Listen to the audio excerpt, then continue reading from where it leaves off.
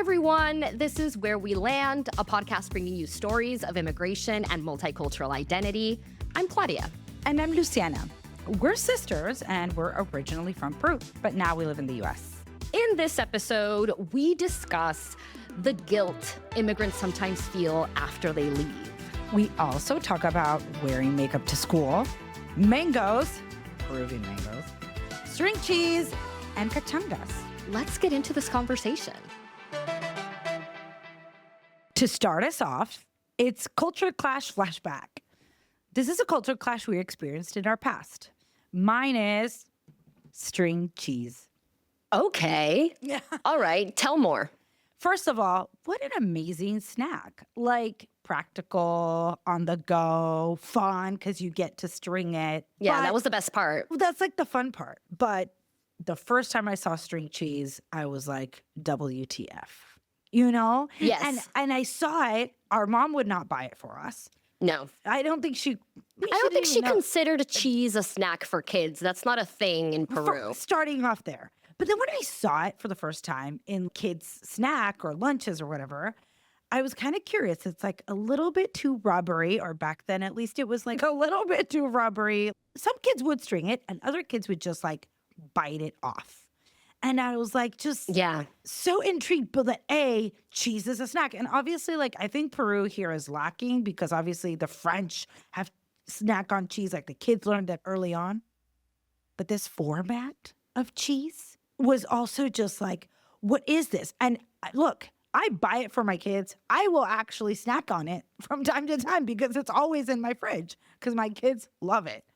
I think I only consume it because I have children. I should say that. Because of course. It's not like... You wouldn't buy it if it was just you and your husband. No. There's better quality cheese for you to consume. Yeah. But I see my kid stringing it, and for him, this is the most normal thing in the world.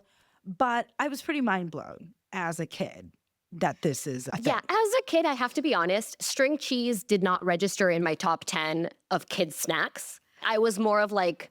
Give me some Dunkaroos. Oh my God, yes. Fruit roll-up, all of the toxic stuff. Because here's the thing. If you can combine an activity with their meal, they're happier, right? Like, and kids, they get caught up in the flashiness. They get caught up in the, you can twist it and then put it in your mouth. Great. Like fruit roll-ups, you would put it in your mouth, pretend it was your tongue, like fruit by the foot, all that stuff. 90s snacks were the best. Were the best. Probably super toxic, but the best. Yes.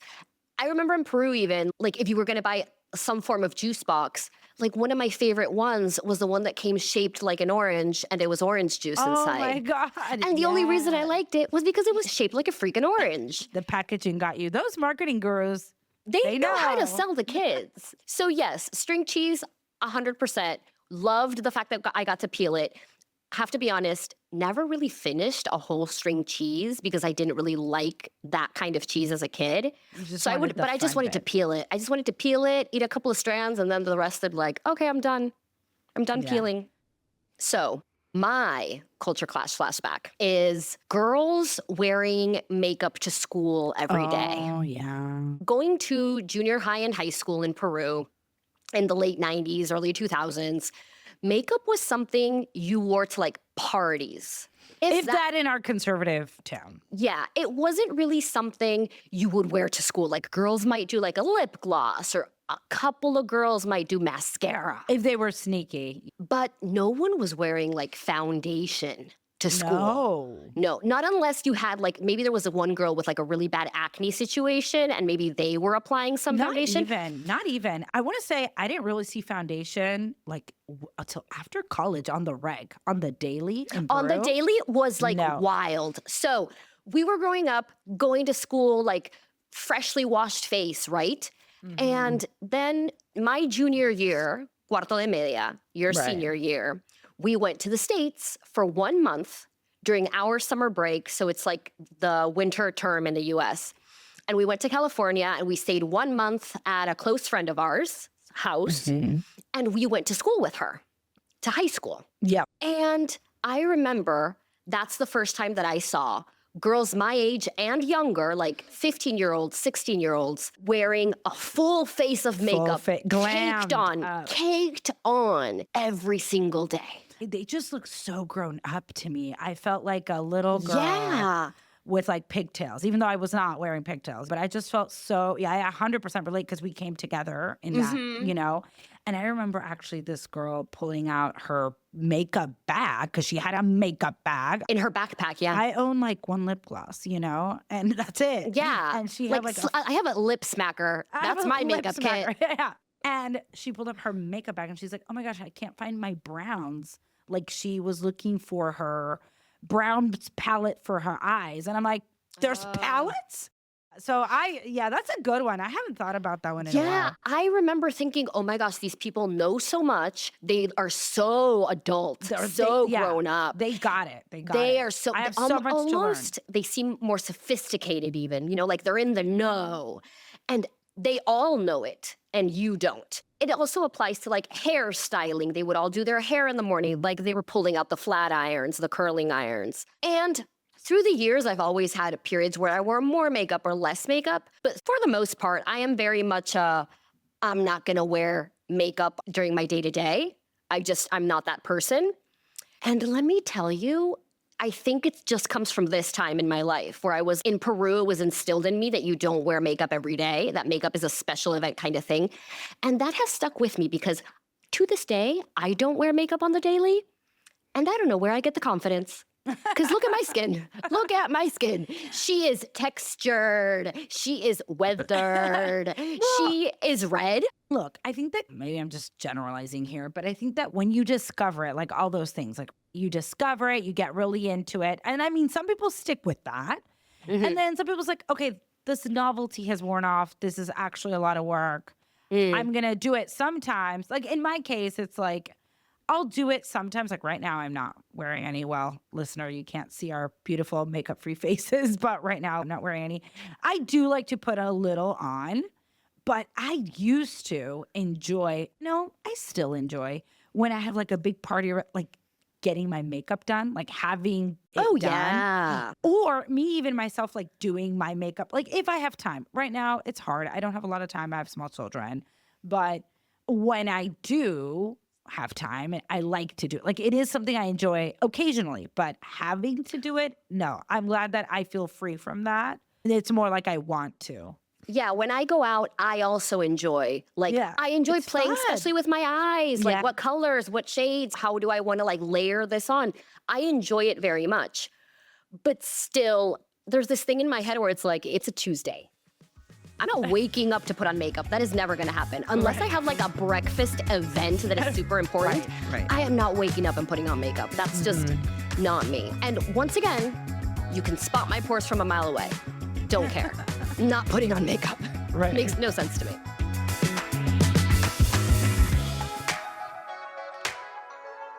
Now it's time for our topic of the week. This week, we want to talk about the guilt of leaving. Most immigrants leave their country because they're looking for a better life. Whether you come from some amount of privilege or from really dire circumstances, either way, you leave in search of better opportunities. And once you do it, you're living in the US and finally have access to that better life that you were looking for, you might begin to feel guilty because no one back home has access to that better life, right? You are now better off, but your country isn't, your people aren't, your friends and family aren't. You can send money back home like a lot of immigrants do or help people out in other ways, but at the end of the day, you're better off and a lot of the people you care about aren't. And those are two hard realities to reconcile and live with. So let's get into this conversation on the guilt of leaving. I want to start by reading a memoir-style fictional essay I wrote and I made you read, Luciana, because this is what actually got us to think about guilt as a topic, right? So while I won't read the whole thing, I do want to just read a short passage from it. Here's the passage. If I were the type of person who could have stayed here, lived out her life here, day in and day out here, would I feel less empty, more connected, more loved, less alone? Would I feel more Peruvian, less like a traitor, less like all those other people who left when things got hard, less like those who went to America and never came back, who only visit during the summer holidays and stay close to the ocean and avoid the haphazard adobe homes that are falling apart, the dirt-covered people who inhabit them, the undignified conditions most of them live in, the collective pain they grieve, and the individual hardships they face? Would I like myself more if I'd stayed?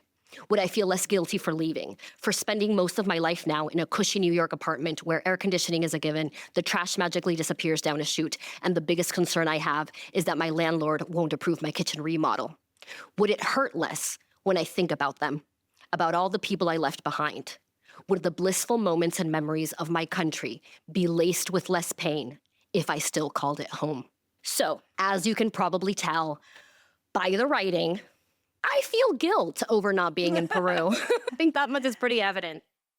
I feel guilty not about not suffering with fellow Peruvians when things are tough in Peru, for not being there with them or for them, which is bizarre because I'm not responsible for a nation's worth of people.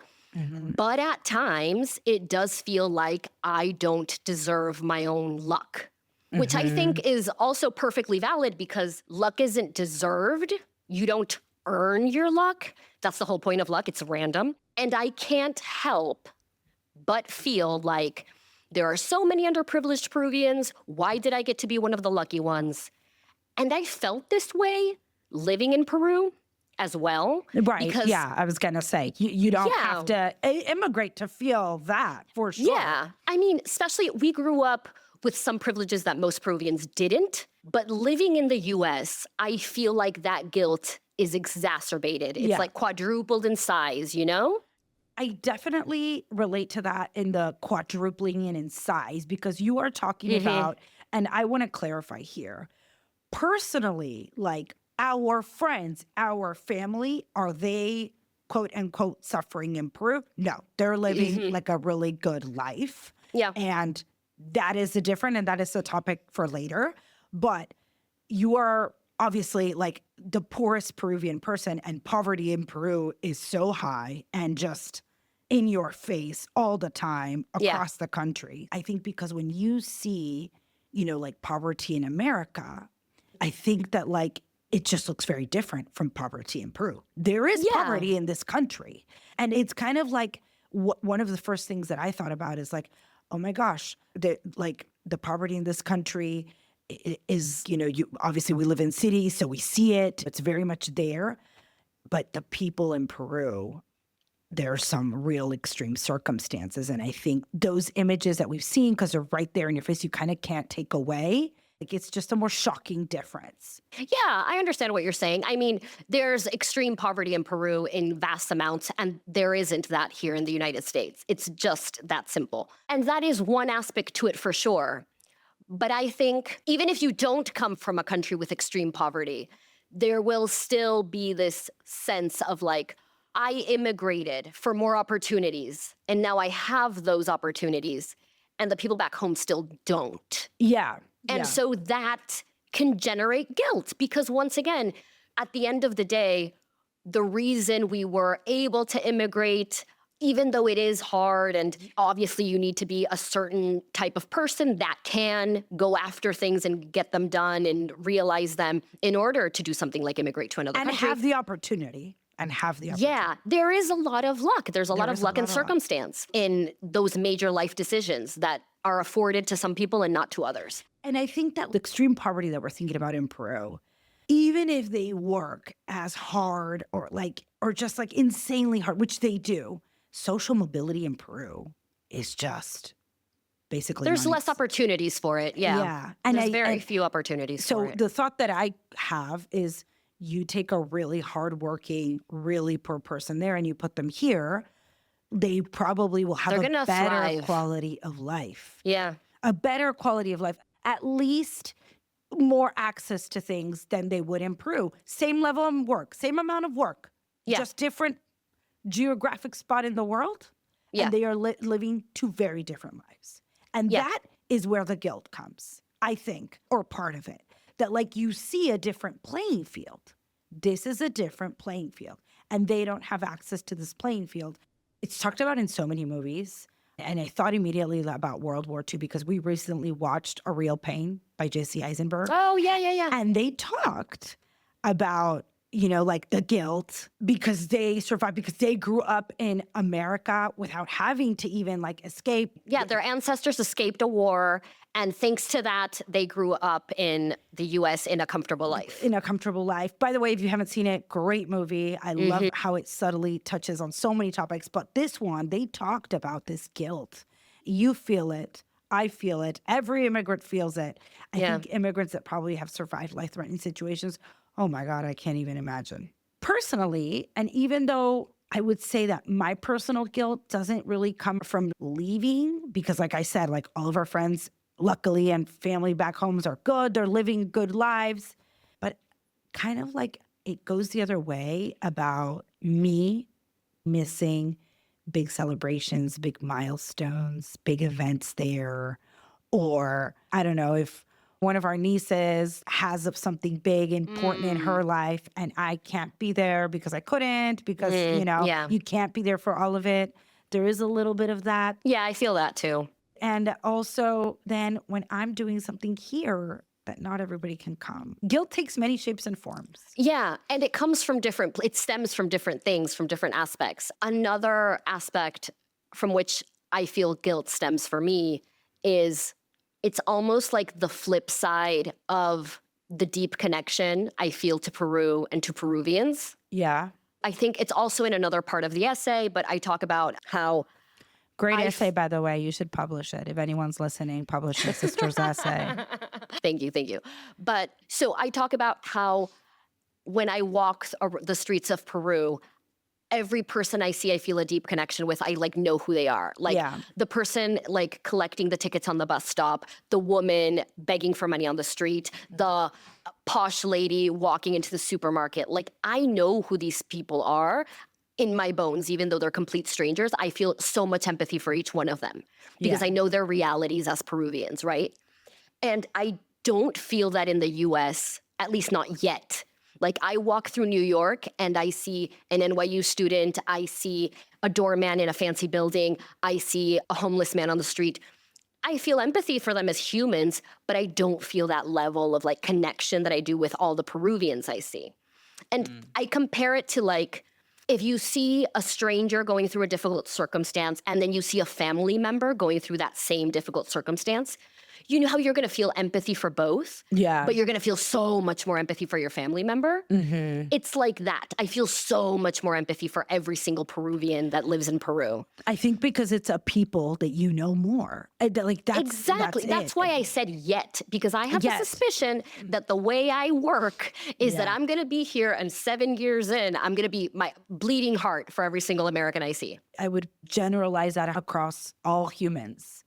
It's like, when you're going to go and help a situation, people are likely to donate for things that are more happening that are more closer in to their home. Yeah, that's true. And 100%, when you're talking about all of these different Peruvian personas, I know all of them. I know their faces. I know what they're like. I could probably just describe them and understand their lives in a way without them having to say too much about it.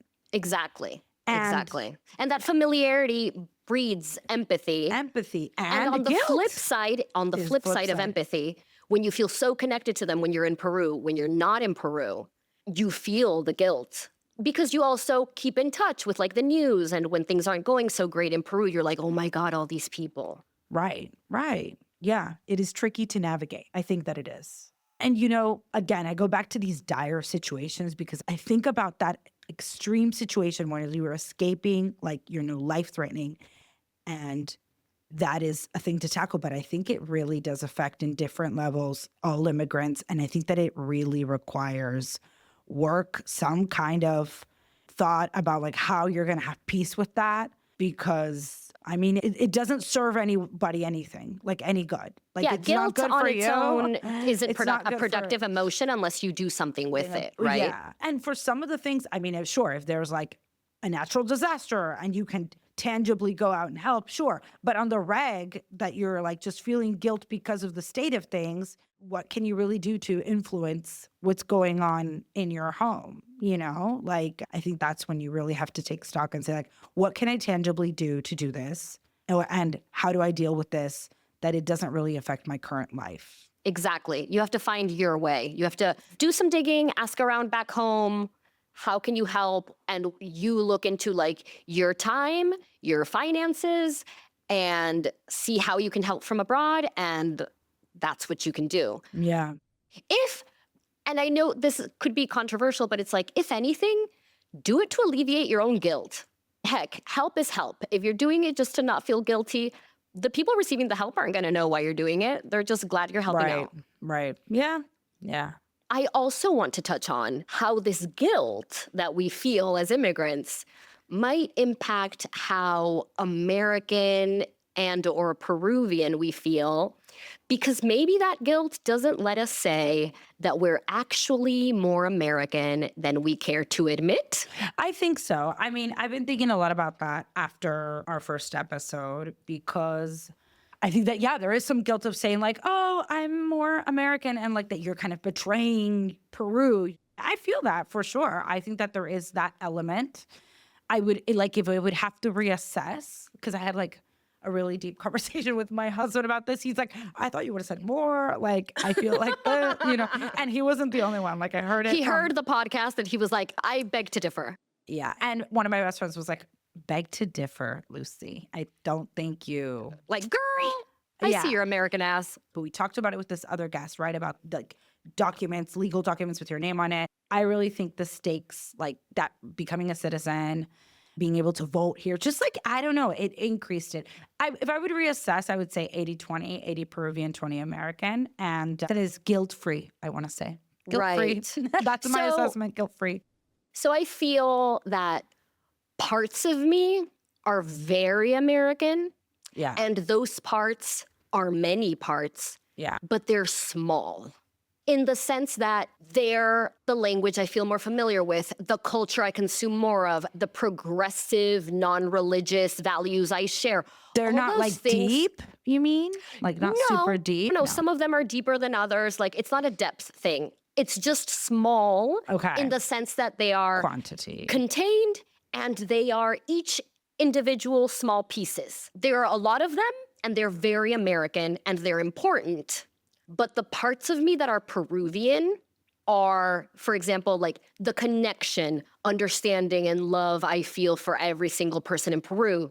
My empathy for Peruvians is huge. And the connection I also feel to the country itself. Like when I land in Lima, in the airport, and the first time I see like a half torn down adobe brick wall, I'm like, oh, home. Right. And I feel warm and fuzzy inside at that site. And when I land in JFK and I'm making my way into Manhattan, the Manhattan skyline is gorgeous and I love to see it, but I don't feel warm and fuzzy and like I'm at home. I feel excited and I'm like, wow, I get to live here. This is awesome.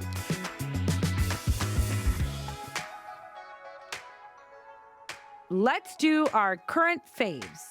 This is a segment where we share something, either Peruvian or American, that we're currently loving, craving, missing. I'll go first. Peruvian mango. And I don't mean when you go to your grocery store here and you see from Peru sticker on the mango. No. I don't mean that. The little things, no. Even the big ones. Sorry. Nope. A mango in Peru. Grown in Peru. And eaten in Peru, because it is very different. It is just very different. I don't know if they pick them ahead of time and to ship them to the U.S. or what happens, but a fresh Peruvian mango in Peru, it is amazing, juicy, so sweet. It's the best. It's real. Oh. It doesn't taste the same. It just doesn't taste the same. And I miss it so much. I love it. I love mango, and I love eating it there, and I'm missing it. Also, mangoes just remind me of our childhood, like being very little in Peru. Because even when we would go back for Christmas every year, living in the States, every time we were in Peru, there was always like a drawer of mangoes. In our grandparents' house, they bad. would keep the mangoes in a drawer so that they could get ripe. And they were so big. They were so big and delicious. And we just, were, like, as kids, no one would cut our mango for us. Like, they would just No. give us a honker of a mango, and we would have to peel it ourselves I with mean, our that's half little the tiny fun. hands. That's half the fun. My kids eat it that way. And like the mango pit, they enjoy it so much. And I'm just like, but if it were a mango in Peru, It'd be so much better. it would, and they do have it when they go to Peru. They're like, oh my God. It's just like, yeah, this is sugar. This is all but It's natural. pure sugar. And I just, Natural, amazing sweetness. I remember So good. just getting it all over my face and hands. That was half the And fun. we never wanted to throw away the pit. We'd keep sucking on it and sucking on it and sucking on it. Our parents were like, "You're done with that," and we're like, "No, we're not. No, we're I'll not. There's never still be juice in that." here. There's still juice in here." Talk about a fun snack to eat. Like, I mean, that Activities- crushes string cheese. That snack has an activity. What did we just say? That crushes string cheese and a fruit roll up and all of those. Don't get out of here with your string cheese. Get Yeah. out of here. Give me a freaking mango. Yeah. Let's go. Okay, my current fave is cachangas. Oh my God. So Wait, you have to say how this came up. yes. You So have to say how this 2 weeks ago, you and I were in the same city, and we went out to dinner with a friend. Yeah. And Her we name were is at also this- Luciana. Shout out Luciana. shout out Luciana, and also from Peru, obviously. And we were at an Italian restaurant, and she said, "Oh, they told me we should We were order." having some drinks. We had too many drinks. Yeah. But she told us, "I've been told we should order this one entree." I don't remember what it was. Was it like a crostini, I want to say? Because I was I don't remember imagining- what they called it on the. I want to say they called it some kind of flatbread. No, I mean, that's what they should call it, but I think it was like a crostini. Look, I can't remember. Yeah, but who knows yeah. what it was titled on the menu? But this thing was a cachanga. Like, I don't know what they called it in Italian, but it's a Peruvian cachanga filled with cheese. That's what it was. And so the three of us Peruvians, we tried it and we were like, "Oh my God, it tastes just like cachanga. This is so good." Yum, yum, yum. It was humongous. Between the three of us, we finished This it. salty, cheesy bread, but it's not. But it's not bread because it's super thin, It's super like thin. paper thin and crispy and crackly. And it somehow they managed to fit cheese in there. It's it like, was yeah, it's so just good. like, you can't see the cheese really. No, you just taste see it. like a brown toasted little bread. It looked so good. It tasted delicious. And it reminded me of cachangas. So I obviously got home and looked up on my favorite Peruvian recipe YouTube channel. Shout out Aprendiendo a Cocinar como Mamá with Estelita. Estelita's the best. If you are living abroad and you're Peruvian and you want to say, "How do I make lomo saltado? How do I make any Peruvian dish?" Estelita has it on her channel. She has over 1 million subs. She's doing great. She's a Okay. Peruvian like mom, and she makes things she films it in her kitchen. It's great. So anyway, looked it up on Estelita. She had a really simple recipe, and I was like, "Oh my gosh, I could totally make this one day." But as I think I've told you, I only bake things or like cook elaborate things like that aren't like a meal whenever I'm going to a friend's house. So I had to wait. I had the recipe. I couldn't make it yet because I had no one to give it to because I'm not going to eat all the cachangas. Right. So I'm going to a friend's house Grandma this would be Friday. so proud. You're gonna make it? Yes, because it's Grandma so would simple. be so Estelita made it proud. look so easy. So They always do. That's how I you know. get So you. this Friday, I'm gonna go to a friend's house and I'm gonna take cachangas. Sorry, cachangas. Oh my God, that happened to me again. Chancaca is a bee's milk. Is a type of milk. Is a type of Honey. Chancaca is a type of honey. Chancaca is a type of honey, and they always get those names confused. Yeah, it's cachangas. What we're oh my God, I can't talk. It's Ca- cachanga. Yeah, cachangas is what we're talking about. So Friday, I'm gonna make cachangas and I'm gonna take them over to my friend's house. And since they're not Peruvian, they won't know if they're bad. You know what I Right, mean? right, I can right. just take them and be like, "Girls, this is Peru." And they're like, "Oh, it's gonna be cheese and bread anyway." So Grandma Olga would be so proud because she made our father's mother yeah, made the best cachanga. the best ever. cachangas. The Yeah. best cachangas. So she would be so proud, you know. I know. So yeah, I'm making them. TBD on how they come out. We'll see. Also, if they're good, make them when next time you visit. So now that we've wrapped up the conversation, how did this land for you? This one felt really cathartic. Like talking about guilt, discussing it with you, the different forms it takes, the different parts of us it comes from. I think talking about it helps me like figure out what it is. It helps me sort through it, label it, understand why it's there. And then that way, like the next time it comes up, I don't have to give it that much credence because I know exactly what it is, and therefore I don't let it run my life or whatever. So I like that about it. It's just kind of same. Like, I think I've gone through the same mental probably exercises that you have since we talked about this.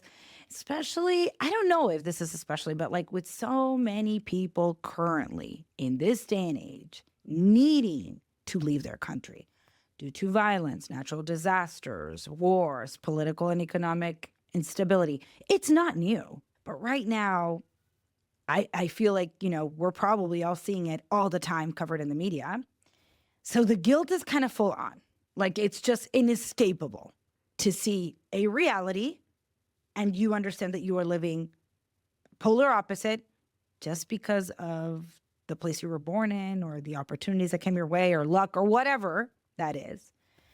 So it just feels, it's like it's front and center and you got to face it and there's no way around it. And I feel that we kind of, you know, we talked about that in this episode.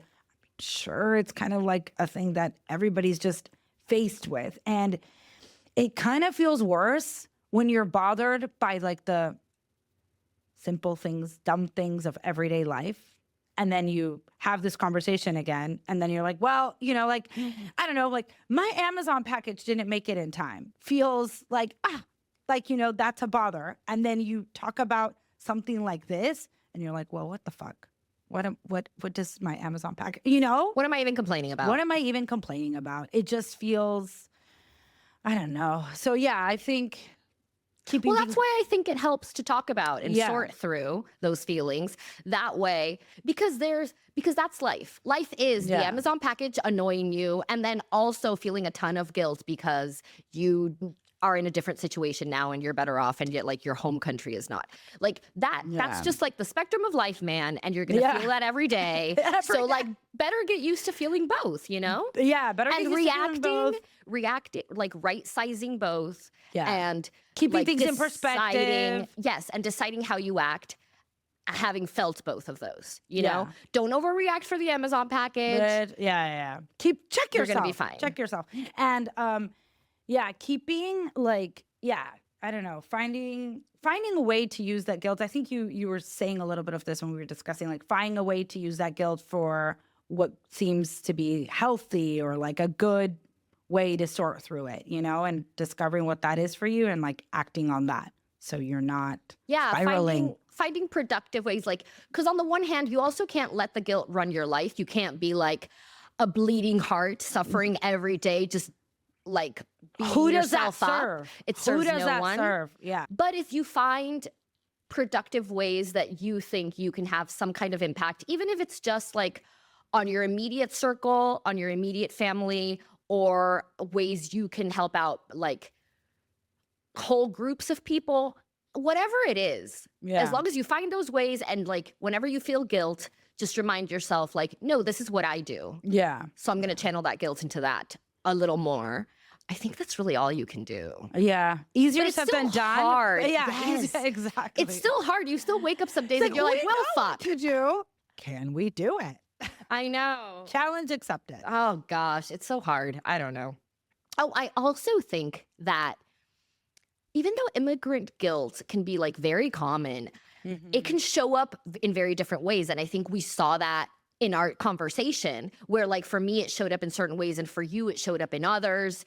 And we both felt like, oh, my guilt is coming, I think, from this. And you were saying it came from this other place. Like even just between you and me, it felt like it showed up in different ways. So I'm curious to ask like future guests on the podcast if they've dealt with guilt and how it's presented itself, because I think it will show up very differently. Yeah, for sure. each person. For sure.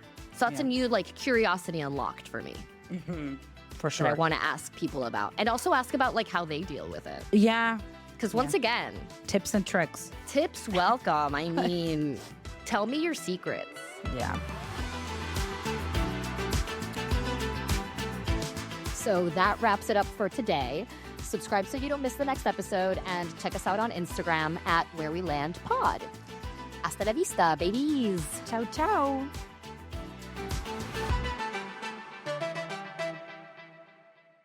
At Where We Land, we know some immigrant experiences are harder than others, especially for those in the margins of our current legal system. If you would like to help, we encourage you to support organizations that provide services for immigrants and champion their rights. You can find a list of organizations in the show notes.